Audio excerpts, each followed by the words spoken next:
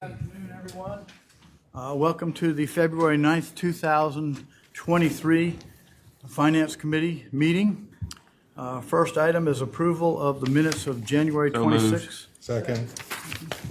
Any discussion, any additions, deletions? Hearing none, all in favor say aye. Aye. Opposed? Thank you. Item 2A, consent agenda. Move to approve. Second. Moved by Mr. Moody and seconded by Mr. Moved by Middleton. Other way around. Seconded by Middleton. Flip-flop. I'm sorry. Moved by Reverend Middleton and seconded by Mr. Moody.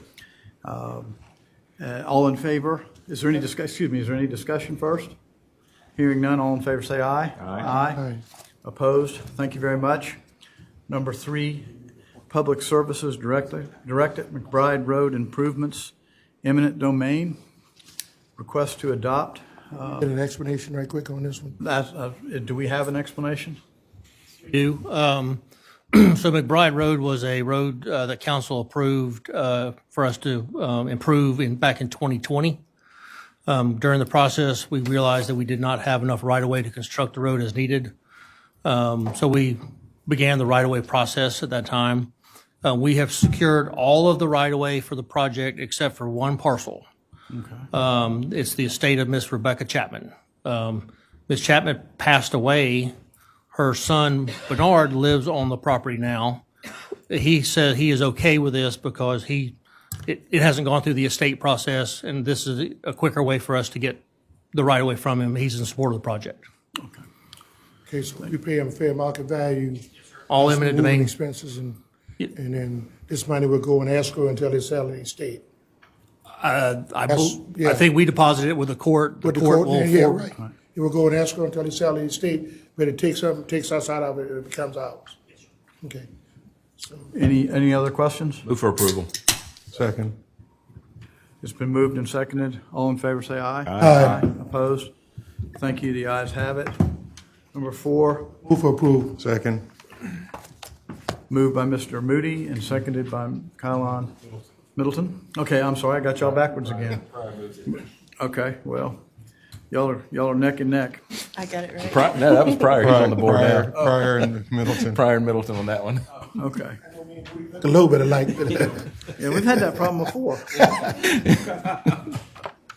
Is there any discussion about this item? Hearing none, all in favor say aye. Aye. Thank you very much. Now we come to public comments. All right, we have 2 speakers, Mr. German and Ms. Waters. Okay, thank you. Good evening. My name is Michael German, 1707 Snowden Road, Mount Pleasant, South Carolina. I'm here again. I guess everybody know our continuing issue is sewer.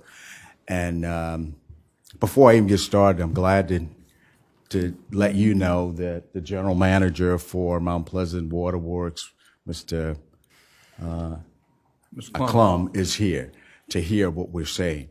In my 2 minutes, I know, but what I want to say, one of the points that I want to make, it looks like we're ready. We're moving forward. It seems like we're slowing down, but I think now all the players that need to make this happen is going to finally have an opportunity at the table. We got a few hiccups in terms of where we want to go and getting those people who can be connected now connected. The players are here. They're willing to talk. We understand that funds are available to move this thing forward. It's been a long time coming. I hope we have some good, positive results by the end of the month where we can tell the people in my community, time has come. This is your date to have your lateral lines connected. And I want to thank everybody for the work they've been done and has been done and will continue to do to make this happen. Thank you. Thank you, Mr. German. Good evening. My name is Mary Lee Waters. I live at 771 Long Point Road in Mount Pleasant. Like I said, I'm from Snowden community where I was born and raised and still reside in the home where I was reared. And first of all, I want to thank this body for the work that has been done and will continue to be done to ensure all the Snowden residents of the Snowden community has sewer service. I believe that 2023 is our year where we're going to see some action and get some things finally in place. I speak it into existence in the name of Jesus. And in the name of those things we have a tax-paying customer of Mount Pleasant Water Works right to have. As a Snowden resident, as a resident of the Snowden community, I consider myself to be my brothers and sisters' keepers. In saying that, I believe in being a voice for those who don't have what I have. I have sewer services as part of the Snowden Sewer Project that was implemented as part of a 2005 grant. All I'm working towards now, along with other stakeholders in this endeavor, is that the goal of sewer for all in Snowden is realized. I, along with other members, are willing to work with all parties with a seat at the table to make this happen. So as I say, I know everything doesn't always go as fast as you want to, but I believe that when it happens, it's right on time. But like I say, hopefully 2023 will be that year when things will progress. I know it'll take some time, but thank you. Mr. Chair, Thank you, Ms. Waters. Yes, sir. I know this is public comments, but certainly it was elucidated that these gentlemen from Mount Pleasant Public Works are here. Can I get just a brief update as to where we are? Because this does seem to be taking a very long time. So where are we? Well, I'll give you my version of the update. Where we are is we've been talking with them. Ms. Durant has been meeting with them and talking with them, and they have a workshop at the end of the month where they're commissioners, and they're going to be talking about this, and we're coming to visit them at the end of their workshop at the end of the month, and hopefully we'll be able to hammer out the final details for what we need to get done, how to get this done. It's something that doesn't happen fast, but believe me, we are working on it. Let me also ask, I know we put up matching funds. Did we ever discover as to whether or not Mount Pleasant itself also realized their funding? That's what we're talking about. Those are the kind of details that we're going to be meeting and talking to them. Their commission has to meet. I believe I'm right. Their commission has to meet and get these details down, and then they'll be able to meet with us. But did they not sort of say to the community that if Charleston County fronted whatever portion, then it seemed as though they had their pot ready to go, if indeed we pulled the trigger with ours? That's just rhetorical. And then finally, for those that are ready to go, meaning to be tied in now, what's the problem and what's the holdup? It's a matter of us agreeing on how much. We need to find out exactly how much, much better idea how much it's going to cost to hook these all up. And we need to agree on that, and that's what we're working on right now. Do we have any of our legal staff involved in all these talks? So I was present at the meeting last week when we met with Mr. German and some other individuals with regards to this project. I was involved very early on with Mr. Sasson, a legal representative for the community of Snowden, to help push this along. I've been available and can make myself available for anything that this council needs. Has this escalated? Well, you said by the end of the month, and after the end of the month, if then the commission, the committee, our delegation does not seem to have reached some level of understanding, do we then have a plan for next steps on our part, representing this community? We have to get to that point, and then we'll know if we have to revise the plan. Okay. But Mr. Klum is here right now, and I'm sure, would you like to say anything, Mr. Klum? Mr. Middleton, I appreciate your questions. I don't know that you have all of the backstory. I want to make it real clear to anyone in the audience or county council, anyone in the county right now with a septic tank can tie into Mount Pleasant Water and Sewer. The question we're discussing is who's going to pay for it. If the homeowner is willing to pay for it, they can tie in today. They could have tied in for the last 8 months. That has been available with the ordinance change. So that's an option. clarify your questions? No. But, that's nice to know. I appreciate that information. Yeah. So, and they don't, if they have a septic tank, they will be giving up their septic tank to get the sewer, and they will not have to annex into the town. Right, because see, that was historically the catch, right? That was changed 8 months ago. That's But correct. that's That was just eight, historically- but that's just 8 months. That's correct. Yeah, and so they've been coming for 50 years. I thought your question was, could someone tie in today? The answer to that is yes. Right, but we have put up so much money so that they would not, so that that cost would not have to be passed along to the homeowner or the resident. And so that's what I was talking about, because monies have been made available. And so why would that then? So my understanding is this is the $4 million match.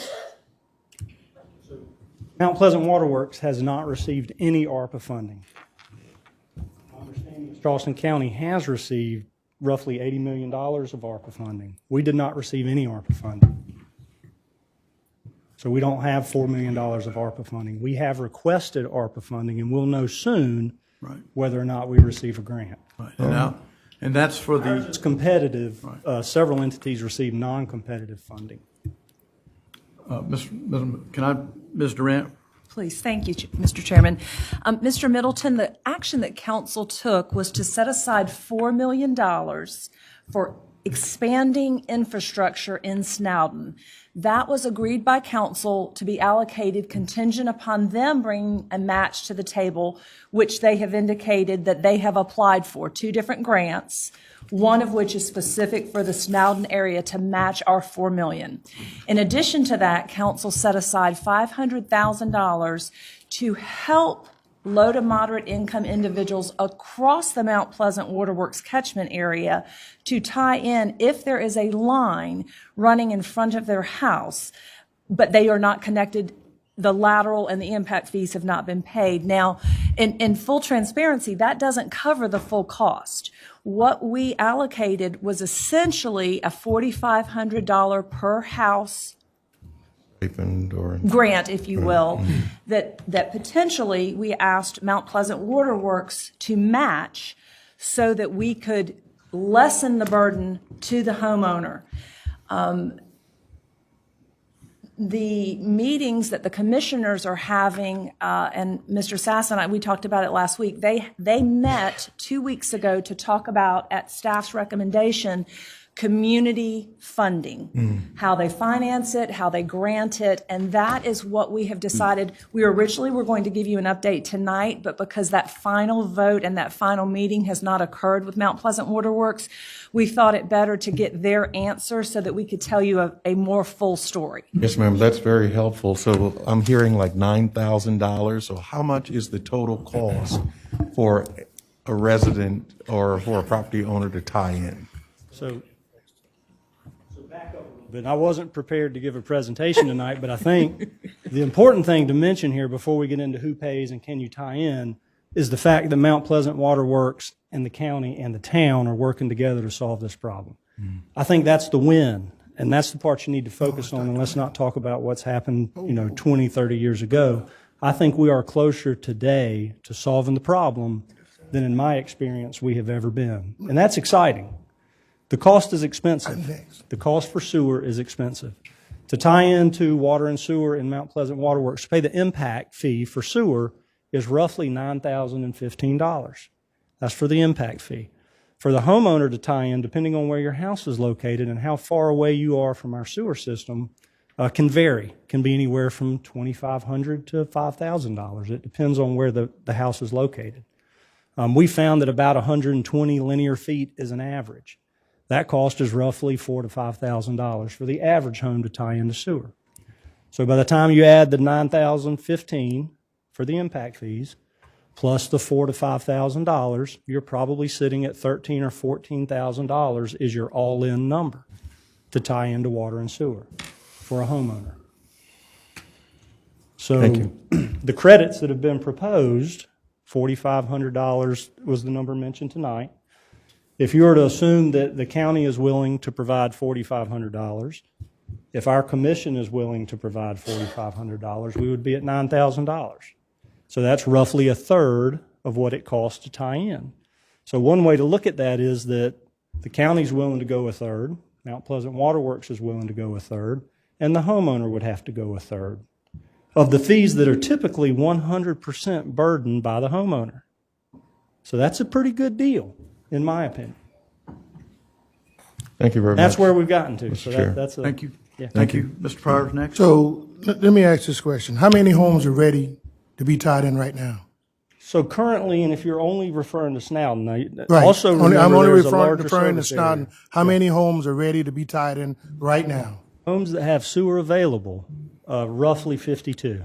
All right, so out of the 52, we got $4 million on the table. Pardon me? And we're Hold on there. holding it. Hold on. The 4 million is to expand, as council voted to date. Now, that's not to say that if it wanted to change, Right. 5 members could change it. But what you all voted on was $4 million to expand the infrastructure in Snowden to those properties that do not even have infrastructure. Okay. And then the 500,000 is for those that have it. All right. But it's not. So I get that. So why wouldn't we do this? If we can satisfy those, I think he says, how many again now? 52. 52, with the money we have on the table now, and then come back later on to try to find money to help those that needs to get all the way. Wouldn't that be a win for some of the folks in that is already ready, instead of having them wait until this whole thing is done? Because not the way this is going, it might be another 5 years before you get all this infrastructure in and before all the funding come in. And I just don't think it's fair. If somebody's ready now, we got the money, we holding the money saying wait. Now, let me clarify. The $4,500 per home is not contingent upon the $4 million grant. We have I two different understand that. pots. Okay. I understand that. So that $4,500 that you all set aside is ready to go and allocated. But what I'm saying is, instead of trying to get everybody, you say to move it, infrastructure, you use it to help with infrastructure. So what I'm saying is, how much would it cost if it's at 13,000 for these, 52. 52 people, why don't we use some of that $4 million to get them online and get them hooked up right now? And then if this is the direction of council, we can do that right now. Because we have the money, we have, hold on, please, sir. We have the money to do that. And then whatever left over, we can look to help with them to match, to get these other people to come in. You understand what I'm trying to say? Yes, sir.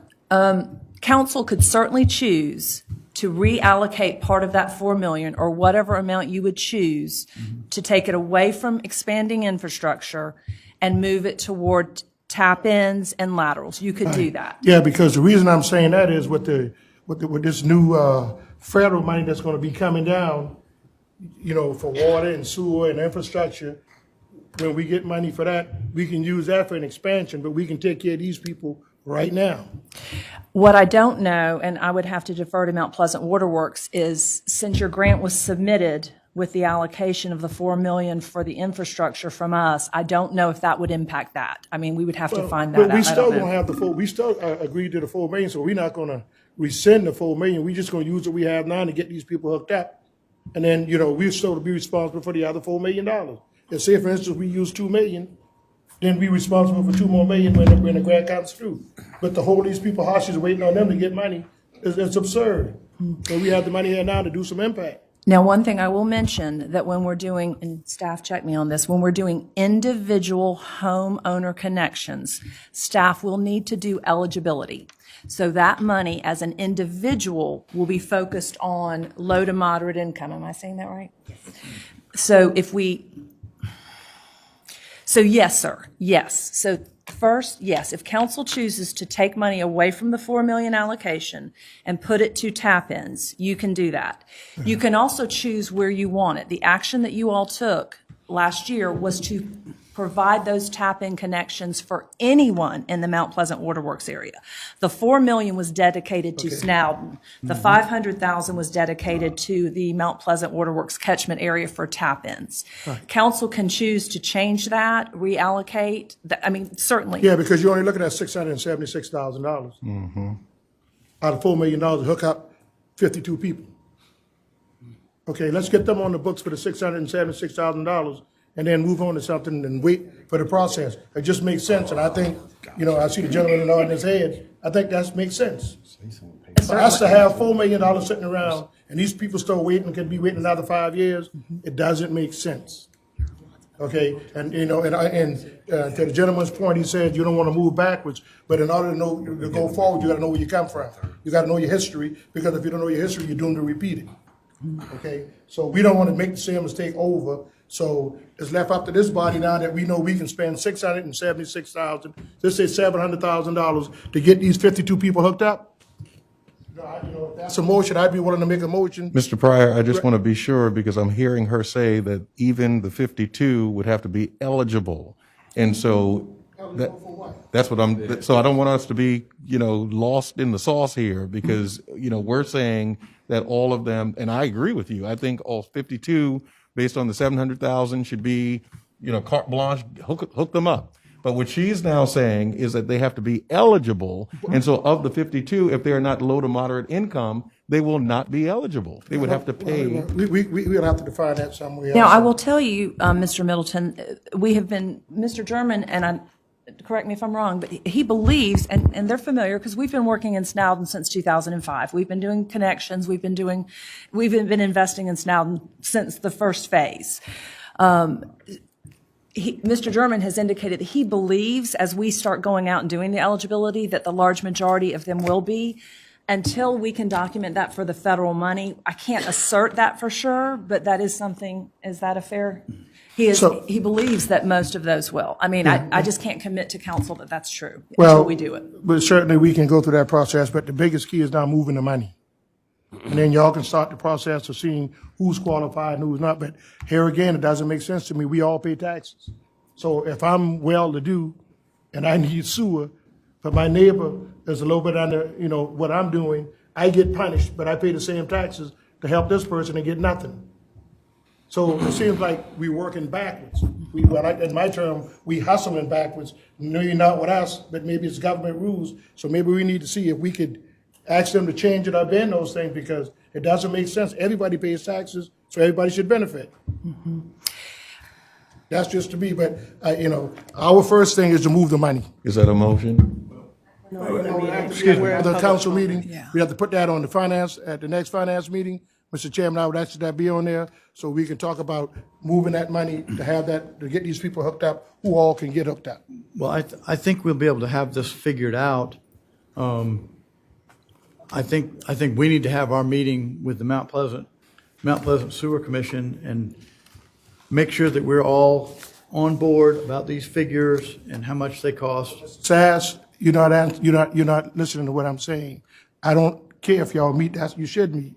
But what I'm saying is the figure of 13,000, we could move $676,000, or just say 700 at our next meeting to start the process for those people who meet the eligibility. Right. And then y'all can meet and work out the other stuff for long term and then bring that back.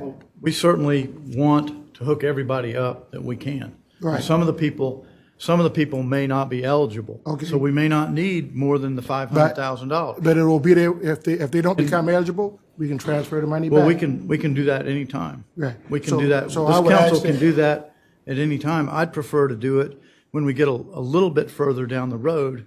I would ask, let's just ask Before we this- start moving money around, we've got the money.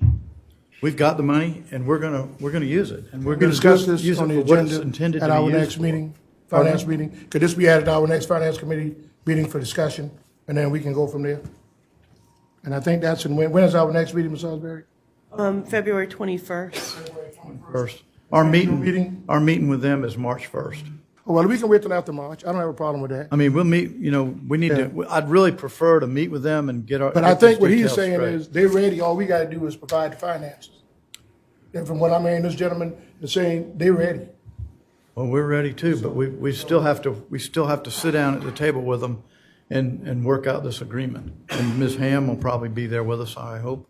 I don't understand the agreement part, other than if we agree to pay $676,000 and they say we'll do it, that's an agreement, that's simple. Right. So I don't know what the process would be of I don't know, but y'all can meet, but, you know, then we can discuss this after March the 1st, but it keeps like just dragging out. I believe me, I don't want it to drag out any further. It's dragged out plenty already.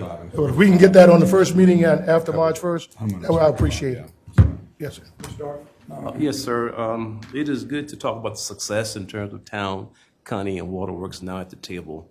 But to satisfy my curiosity, sir, my question is why it has taken so long up to 8 months ago, talking 25, 50 years. Of course, you were not there then, but could you explain as to why it was so belabored to prevent Snowden from procuring service because they would not join to the city? What's the answer, sir? Can't provide you the answer on the historical reason of whether or not the ordinance was used. I think what is important is that when I came to the table with the town and we recognized the water quality concern in Snowden, we have changed the ordinance. Yes, sir. So the ordinance has changed. We are over that hurdle and that roadblock. It's time to make progress. Oh, absolutely. So I think I cannot tell you what the historical issues have been. They are many. I think there's a lot of discussion tonight that we're talking about. There are a lot of details. There are a lot of details that need to be worked out. The question is who is paying for the connection. The question is not can you connect or not. You can connect. Thank you, sir. The question is who's going to pay for it. So I think those are the details that need to be worked out. Where's the money going to come from? Yes, sir. Yes, sir. Well, thank you very much. But if you can have some of the organizations to help out, sir, just for the sake of knowledge, because I just don't know why, sir. I'd be very appreciative. One more thing. Would y'all be willing to work with some of these people if they can't come up with all the funding to, like, maybe add it into their water bill on a monthly basis? So Mount Pleasant Waterworks, I don't know if the county is interested in financing or not, so that's a discussion. I'm not sure what your question is. Mount Pleasant Waterworks, we understand that this is expensive. It is expensive to pay these impact fees. It is expensive for a homeowner that can't bake that into the cost of their home. Right. Understand that typically water and sewer is paid for when you purchase a house. Okay, it is in the purchase price of that house. These are different, so it's after the fact. There's been a septic tank. Now you're asking the homeowner to come up with prices that are typically baked into the cost of the house, right? It's expensive, we get that. That's the whole reason we are trying to assist the homeowner with our water quality credit, hopefully with the county's match of that water quality credit. Mount Pleasant Waterworks at this time, we understand the need for financing. Can't commit to that yet because we have not approved it. But we understand that that's a need, and we would certainly like to help the homeowner with the ability to finance. Thank you. That's the right answer. Thank you, sir. Any further questions? Mr. Klum, thank you so much for All right. coming. Sorry I didn't have Really a better appreciate it. presentation. No, that's good. Thank you, sir. All right, we're finished with public comments. I'm going to call this county council meeting to order. Reverend Middleton, would you be so kind as to give us a prayer? Everlasting God, we bless your name today, and we thank you, God, for this Charleston County Council and our chair who's leading us so well, our administrator, all of these deputy administrators, the staff, directors, those who work within county government trying to advance the cause of the people of Charleston County. We ask, God, that you continue to just lift all of us up so that we might do those things that are just, those things that are equitable, those things that are fair to everyone across the county. And then, God, we ask a special blessing upon those who are frontline workers, to include nurses, to include chaplains, to include hospital workers, to include our law enforcement officers who are on the beat every single day. We ask, God, that you continue to bless them and give them safety in their carriage of protecting our public. And then those who are in war-torn countries, we pray specifically for Ukraine and lift them up. And we ask, God, that you continue to just bring peace in the world. In your name we pray. Amen. Amen. Mr. Moody, would you lead us in the I pledge? pledge allegiance to the flag of the United States of America and to the republic for which it stands, one nation, under God, indivisible, with liberty and justice for all. Thank you. Madam Clerk, Freedom of Information Act. In compliance with the Freedom of Information Act, notice of meeting was posted and agendas were distributed to news media and persons requesting notification. 2A, African American History Month. Mr. Darby, would you make a presentation? I need a move and approve. I know. Trying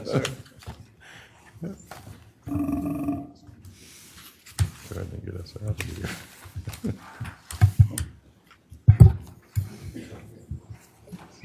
Good afternoon, everyone. Good afternoon. This is a clicker right here? Oh, wow. I'll just use this. Is it permissible? Yeah. Okay.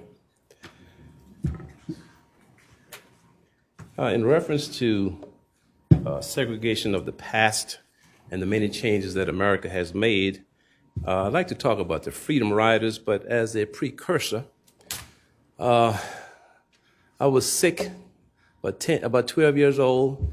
I had worms in my stomach, sometime up to 6 feet long, because we didn't always have a refrigerator and there was bad meat. We had to pack salt and whatnot. So I want you, and I may have mentioned this to council last year, but I wasn't demonstrative in terms of what I'm about to say. I want you to imagine a woman on the right-hand side, her son that she has with the right hand, and on the right-hand side, there's a sign at the door would say colored. And on the left side, it would say white. And when I got to the door with my mother, I broke off from her and I went into the white area. I'm a 12-year-old kid. And I looked, and those eyes I still can see today. And during the period of segregation, the law was stay in your place. But this 12-year-old boy broke from his mother, and she must have done 1,000 miles an hour to catch me. And her words were, "Boy, what's wrong with you? Are you crazy? You know you're not supposed to go in there." Those were the days. Freedom Riders, it was against the law to integrate bus terminals. But these brave white northern students said that they're going to assist African Americans in terms of having the law enforced that is integrated. And this picture reminds me of Plato's charioteer. On one side or the next. This is the good side. But when you got into Alabama, this happened. I'd like to share with you, it's a very short video. No, this one here. Okay. And I must say, for those who believe in nonviolent direct action, you just couldn't come up and say, I'm going to be nonviolent. You had to actually be trained in the methodology, the philosophy, and the theory of nonviolent direct action.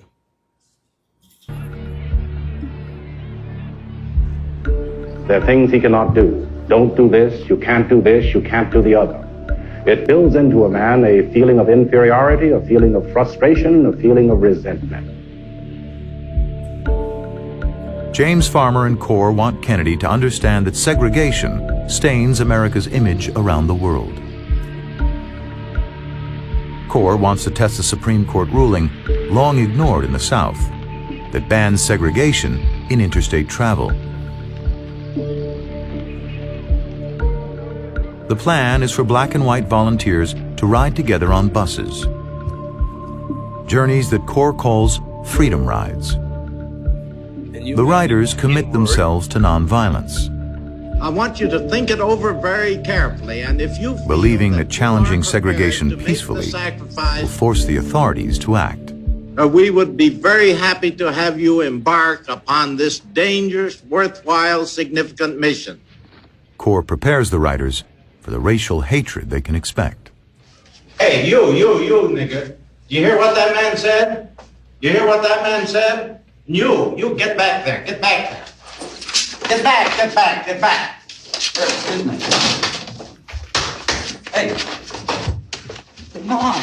If you remember, they could not fight or hit back. On May 4th, 1961, James Farmer leads 13 people, black and white, onto buses in Washington, D.C., bound for New Orleans.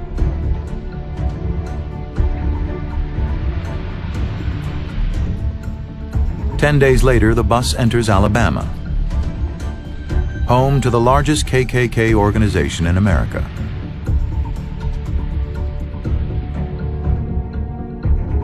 They know the riders are coming. In Anniston, the Klan surrounds the bus, slashing its tires.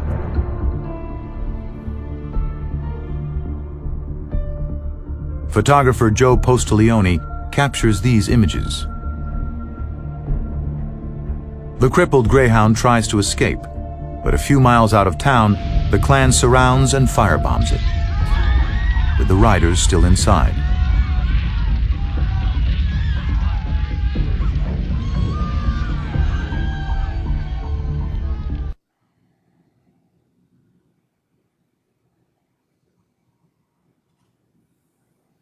And this afternoon, what I want to do is just to, of course, would not get all of the riders in terms of who participated, because there were Freedom Rides in Albany, Montgomery, another place was Tallahassee, Birmingham. So we could not get them all, because I know you don't have all night tonight. But these are some of the folk who mentioned. Of course, Robert Kennedy, the brother of the president, was saying, was this not an embarrassment?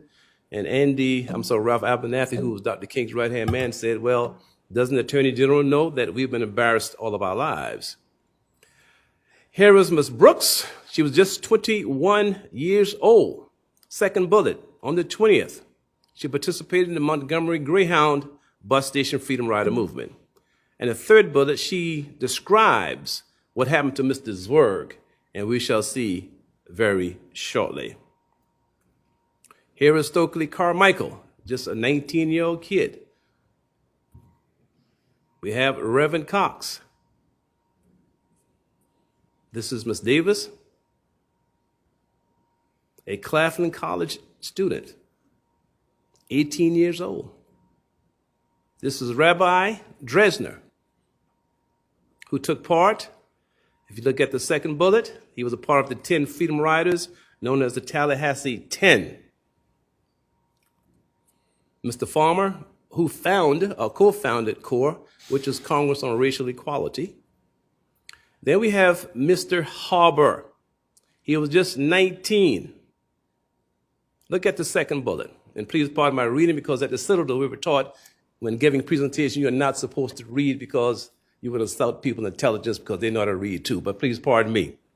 One of the first to exit the bus when the Nashville Movement Freedom Rider arrived at the Montgomery Greyhound bus station, he encountered a mob of 200 people wielding lead pipes and baseball bats. He survived the ride, but after the end of the Freedom Ride, still faced hostility in his native Alabama, to the point that his mother says, son, don't come home.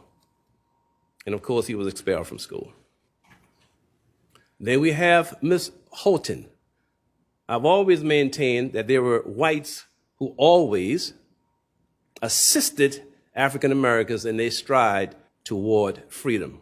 She left a very lucrative job. She was a financial analyst. And because she was alienated, she joined the movement full time. And she too was on that bus.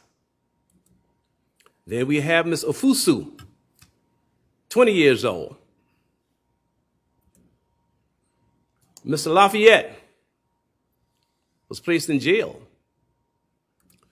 This is Reverend Lawson, who actually taught the methodology of nonviolent direct action as he studied in India for 3 long years. And of course, we know that we owe a lot to India and Mahatma Gandhi in reference of the African American experience because of civil disobedience and nonviolent direct action.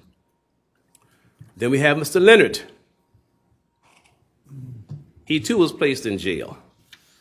We all know about Mr. Lewis, one of the most famous of the Freedom Riders. Okay, that's right. I didn't. And I'm very happy for this young man here. Well, he died most recently. But if you look at the second bullet, a student, what college? What college? Your school. My school, Morris College. Morris College. And not only that, we also have Miss Moultrie. Look at the second bullet. She was so badly overcome by the heat and smoke, she stated she could not remember if I walked or crawled off the bus.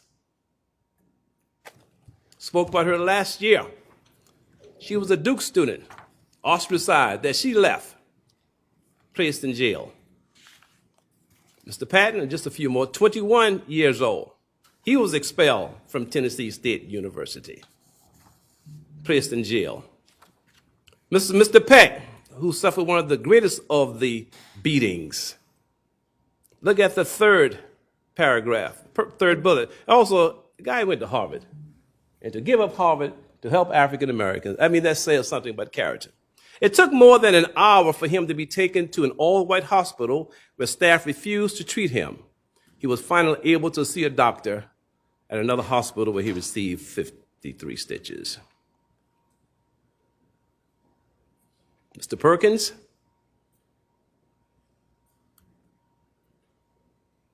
youngest member, this is an 18-year-old kid. Mr. Pryor, what are 18-year-old young men doing today, sir?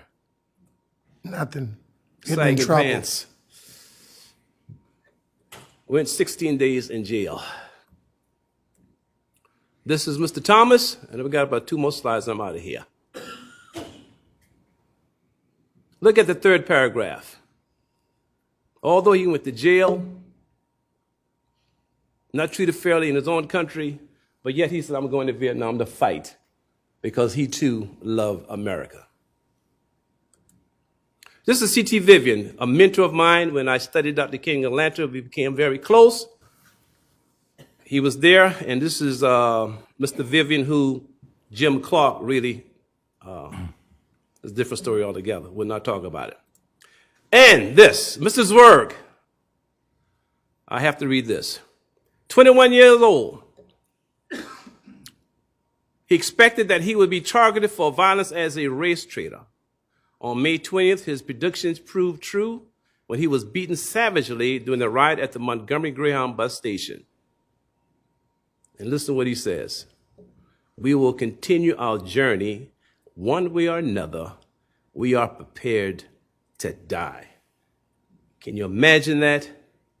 And this is why African American history is so important, because you also learn a white side of African American history. Here's a white man who was saying, I'm willing to die for this cause. And I just want to show about 30 seconds of a clip here, if I may, ma'am. And I will be through. Do I come here? Yep. Okay. You may hear the N-word.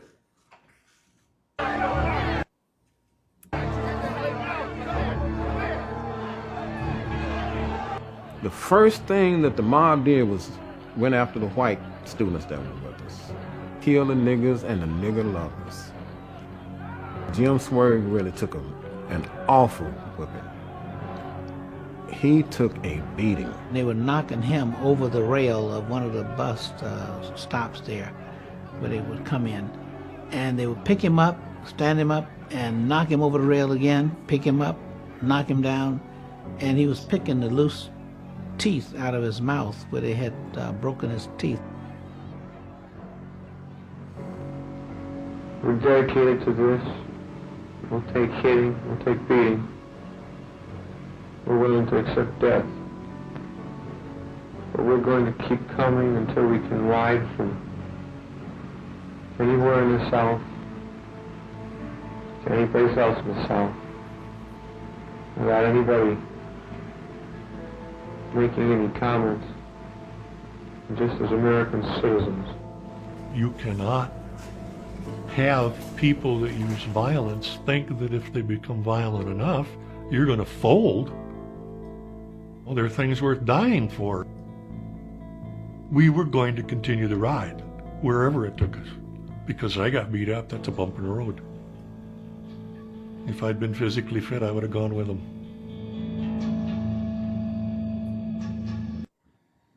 We are the courageous people today when we see injustice and we don't stand up. Where are they? We have the examples.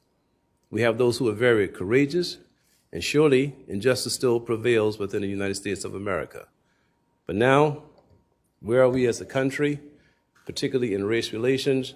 But I've always told my students when I was a teacher that you didn't get your rights all by yourself.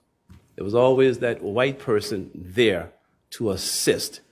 And now not only is there, they're talking about the CRT, they're trying to get rid of African American history as a whole. In Edmond, Ohio, they took the life of the biography of Frederick Douglass off the shelf, To Kill a Mockingbird off the shelf. And that's really, really going to the right when African-American students don't have a right to read about Frederick Douglass. It's pretty sad. But these whites and blacks, as I said in the past, there comes a time when the minority is right. And this minority of groups told America we are right in having the bus terminals integrated, and history has proved them correct. Thank you all so very much.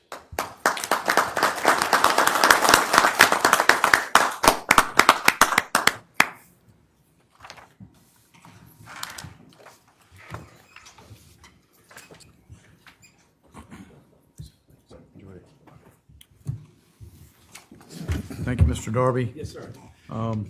Next item is number 3, consent agenda, Historic Preservation Commission. Take 3 and 4, move for committee recommendation on 3 and 4. Moved by Mr. Pryor, seconded by Mr. Middleton. Any questions? Any discussion? All in favor say aye. Aye. Opposed? Thank you. Thank you all. Council comments. I'll start down with you, Mr. Werman. Chairman, I think, I remember feeling a very similar feeling after the presentation last year of just sort of reverence and awe, and, it's a very sort of solemn thing that I'm glad, Councilman Darby, that we have you here to remind us of the importance of history and how important it is to remember what we've come from, and how that needs to animate how urgently and how decisively we need to try and tackle inequalities and inequities here in the present day, which, as you mentioned, are certainly still with us. So would thank again Mr. Darby, and certainly just let him know that his words continue to inform my decision-making as part of this body and as part of my life. So thank you. Thank you, sir. Thank you, Mr. Pryor. Thank you, Mr. Darby. Great job as always. And you make a great history teacher, and you're so articulate in the way you bring things. But I'd like to thank the Mount Pleasant Waterworks. Thank you for coming and standing up and answering the question, even though you weren't prepared. I look forward to working with you and our staff to get this done so we can move forward to help who we can while we can. But again, thank you, and I don't want you to think you're coming into a hostile environment, but, this is just something that's so passionate. These people have been fighting for so long, and we want to see some of them see it while they're living, because once that chance is passed, they don't get to see it again. So thank you for your willingness to work with us, and we can always get around. Excuses, but you look like a person that's going to get around the excuses. So again, thank you. Mr. Boykin. Great presentation. Mr. Darby, always moved by your presentations and comments. I'd like to just to add on to that our Low Country has a very rich participation in the civil rights era, and I'd like to also recognize Esau Jenkins, Bernice Robinson, Setna McClark, and Mr. Bill Saunders. Yes, Thank you. Good point, sir. Ms. Honeycutt. Yes, thank you so much, Mr. Darby. Also, thank you to Mount Pleasant Waterworks for being here. This is obviously an issue that impacts the entire county. So I appreciate y'all being here to address your neck of the woods. But just to remind all of council that there are lots of people in districts, particularly 8, some 9, that also want to be on expanded sewer options instead of on septic. So want to make sure that we're being fair to the whole county with how we allocate these resources. Thank you. Thank you. Mr. Kobrowski. Thank you, Mr. Darby. Thank you, sir. Honor to hear your presentation today and thoughtful remarks. Thank you, sir. Thank you, sir. Mr. Darby. None, sir. Mr. Moody. I'll echo, and thanks, Mr. Darby, for your history and presentation and your passion. Thank you, sir. I also wanted to thank Ms. Ham and Mr. Tootin and Ms. Durant. I had a discussion with Ms. Ham today and her staff. We all have this in our districts where properties are not kept up, overgrown trees, properties that are not cared for properly, and I've challenged staff to vigorously and aggressively enforce these problems. It impacts the quiet enjoyment that all of our constituents have of their home when they have to wake up every morning and look at somebody's mess across the street. So I thank you for your time and appreciate you hearing my frustrations. They're coming from my constituents. So thank you for letting me air those grievances, and thank you also for your continued push to bring these people into compliance. Thank you. Thank you. Reverend Middleton? Thank you very much, Mr. Chair. Thank you, Mr. Darby, for that very informative presentation. Certainly, it reflects, a body of work that we continue to lift up, reminding people that African American history is American history, and it cannot be erased. And I echo the sentiments of Vice Chairwoman Honeycutt in our zeal to help Snowden. Certainly, we can't forget about, all of the other rural areas that also need that same tie-in services. So we need to be extremely mindful and aware that this is a big problem, and that big problem requires probably careful strategic solutions. And then lastly, Ms. Ham, Carter, I don't see him here tonight, Ms. Salisbury and her staff, they continue to do an excellent job. Recycling continues to be one of those issues that it just continues to be one of those issues. And so, and it seems to impact my district more so. I just feel that way because when I get the calls and or the resolution, but the resolutions are swift. They get back with me so I can get back with constituents, or they reach out to the constituents directly. And thank you all for that, because it's just never an easy thing to do. And then lastly, when we're looking at variances and zoning ordinances, and certainly where I live, Ms. Ham reminded me that, hey, it may be a good time to start having this kind of landfill and development conversations when subdivisions and or developers want to develop in and around that landfill area. And I did see, I'm the homeowner association president for my HOA, our board of directors president, and I did see the variance come through in my area because I live in the crossing at Verdier. And so I did see that come through for an extension of another development coming on the other side of us, but that buffers the landfill. And I think that as that last cell comes down, which people who live in Grand B's don't quite recognize, that is literally their backyard. Mm-hmm. And that cell is going to come down and it will be in their backyards. Mm-hmm. And so when we talk about buffers and setbacks and natural barriers and those type things, these are real conversations to have because I am getting the heat from those persons. Now, of course, my community is a little removed, but at the same token, it's still in that general area. And so I know developers are eager to build, but we need to be intentional in making certain that there are buffer setbacks and mitigation that really separates as much as possible these development subdivisions and people, homeowners, from what we know to be the landfill. Now, certainly, when they buy these homes, and when I was building my house, the developer told me directly, oh, the landfill is going to cease. And I said, I'm a member of county council. I know that's not true.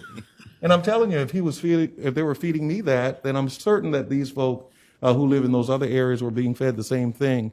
And now with, all of the crows and the issues that we're having in Grand B's relative to that, these will be compounded issues with new developments coming online around that landfill. And I just wanted to say that tonight. Thank you to everybody. I was extremely ill. I mean, very, very ill over the past week or so, to the extent that it was really terrible and almost it would have been a different story. But I thank you for your prayers. I had a raging bacterial infection in my intestine, but they were able to intravenously and aggressively treat it with antibiotics. And thanks be to God, I'm here today. Thank you, sir. Mr. Chairman. Yes, sir. But is it an inopportune time for you to inform or give remarks in reference to Representative Boosters and what he's trying to do? Is this a bad time for you to make a remark in terms of what you and Councilwoman Honeycutt are going to do? I'd like to save that for our next meeting. Yes, sir. Thank you, sir. Yes, sir. Mr. Administrator, do you have any comments? I just would also like to thank Professor Darby. I always enjoy being in the classroom, so thank you. Ms. Ham? Thank you, Mr. Chairman. I too would like to thank Mr. Darby for those comments. It's always nice, even though there's some education that when you have parents that want you to make sure that you learn things at home that aren't being taught in school, it's always nice to see it brought to light. So thank you for that. I do also want to share with this council that I had a very productive conversation with DHEC today. I know that many of you may be getting emails about the conditions out at the landfill. If you do not remember, I want to remind you that we do have another director coming in that department. His first day will be next Friday, and he is a very seasoned landfill expert. But nonetheless, the conversation with DHEC went very, very well, and we intend to connect and jointly meet with this community to make sure that they understand. I don't think that there's anything short of closing the landfill that they'll be happy with, but nonetheless, we intend to make sure that we engage with them on a level that they at least know what's going on. All right. Thank you. Thank you, Ms. Ham. Thank you, Mr. Darby. I've been up here with you for a while now, and I learn something from you all the time. And Thank you, sir. I appreciate your work. I want to thank Mr. Klum and Ross, y'all, for coming today. You can see this is a very serious issue with County Council, and I'm very excited that y'all are here and that we are, on the path to getting this done. So thank you all very much for coming, Ms. Durant, everybody, community services, appreciate that. Got a good feeling we're on the right path here to get this done. So thank you all very much. I hearing nothing else, this meeting's adjourned. Thank you.